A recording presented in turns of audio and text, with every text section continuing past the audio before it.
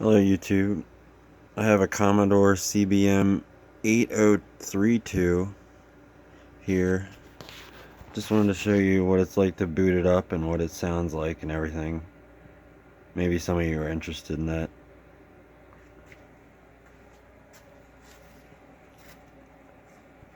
Alright, I'm going to click the switch on the back.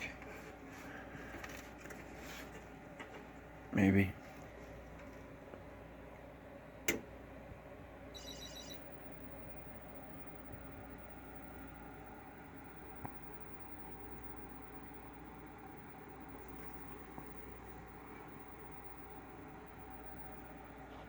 It is ready for input.